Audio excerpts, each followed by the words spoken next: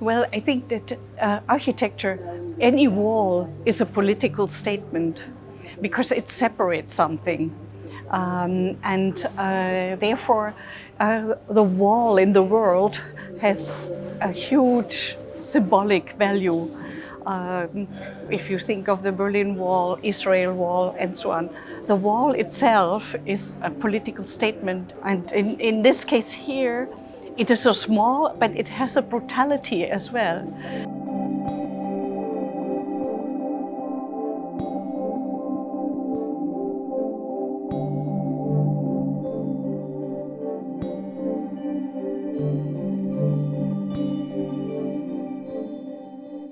Well, art and architecture are somehow neighbors too, and for example, here at the Biennale, art and architecture biennials come closer together every year. All the questions that are around are picked up on both sides, and not being an architect, from the perspective as an artist, I can look from the outside and bring some air between the two chambers.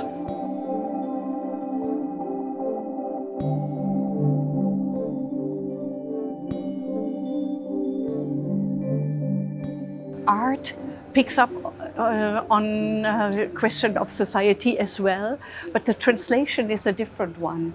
For example, as an artist here at the Biennial, I show the architecture itself, the architecture of the two beautiful buildings, Scarpa and Giacometti. I show those architecture pieces as icons, while an architect would bring their own architecture into, so the pavilions become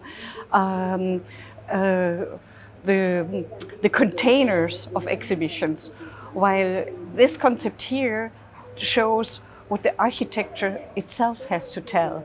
And I discovered something very interesting. We are sitting here in front of a wrong wall that was built in the 80s, so long after Scarpa finished the building in the 50s.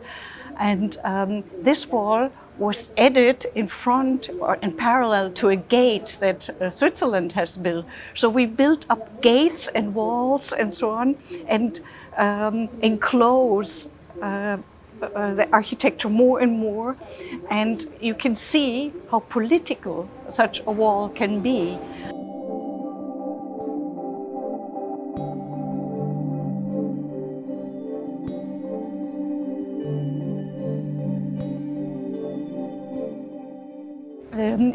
It seems that it needed another view, because nobody ever has noticed that these two pavilions have one common floor plan. They're interconnected they are connected with each other, and very beautifully. This is what I discovered one day, and proposed this.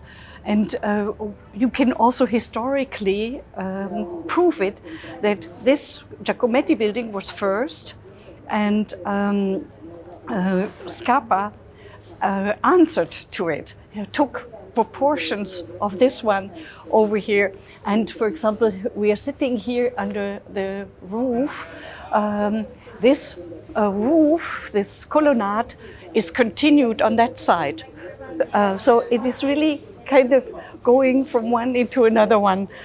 So each is picked up, each idea is picked up, and there are many details that are emphasized through just opening it.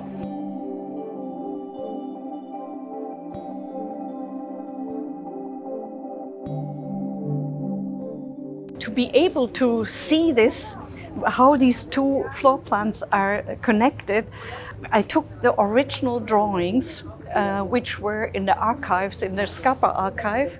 It's the Scarpa actual drawing for this design and the Giacometti drawing, and I put them together as in reality. Of course, the one was there and the other one was there, but they have exactly this where they belong together. So I put this together, and to make a carpet, I raise it like a pedestal 3 centimeters to give it a kind of to emphasize these beautiful hand drawings and erase it, and at the same time it invites the visitor to walk upon it, because a carpet is to walk upon, to sit upon it, and you can walk through and translate the drawings into the reality.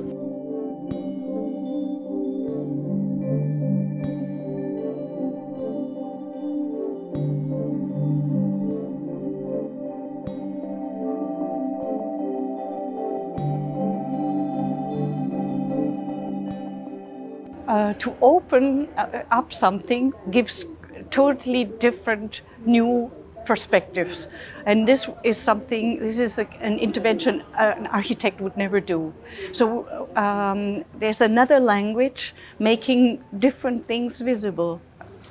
The idea is not to generate new material. We don't bring our works here and fill up the pavilion. We take off this wall, open the Swiss Pavilion to its neighbors, and then using these stones that we generated and put it into these seating benches where I'm sitting on. And after the Biennale, it will be just put back. So, and they have about almost this volume that is taken out.